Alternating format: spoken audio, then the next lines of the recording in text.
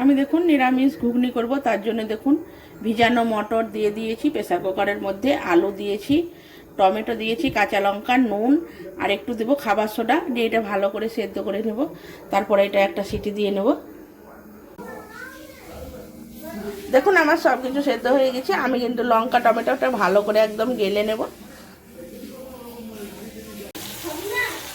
আমি দেখুন তেলের উপরে লঙ্কা গুঁড়ো, হলুদ গুঁড়ো, একটু ভাজা মশলা আর একটু দিয়ে দিয়েছি গরম মশলা। টমেটোগুলো একদম ভালো করে ম্যাশ করে নেব, আর লঙ্কাটা কাঁচা লঙ্কাগুলো তুলে ম্যাশ করে নেব। তারপরে আমি মটর সিদ্ধটা দিয়ে দিব। মশলাটা আমার কষা হয়ে গেছে, এবার আমি মটর সিদ্ধটার মধ্যে দিয়ে দিব। মটর সিদ্ধটা ম্যাশ করে নিয়েছি আলুগুলো। আমি দেখুন মেথি পাতা দিয়ে দিলাম। মেথি পাতা, ধনে পাতা, যাই হোক একটা পাতা দিলেই ভালো লাগবে, টেস্টি লাগবে। তো আমি মেথি পাতায় দিয়ে দিলাম। দেখুন শর্টকাটের মধ্যে আমার কিন্তু নিরামিষ ঘুগনি একদম রেডি হয়ে গেল। খুব শর্টকাটের মধ্যে করে নিয়েছি অল্প সময়ের মধ্যে।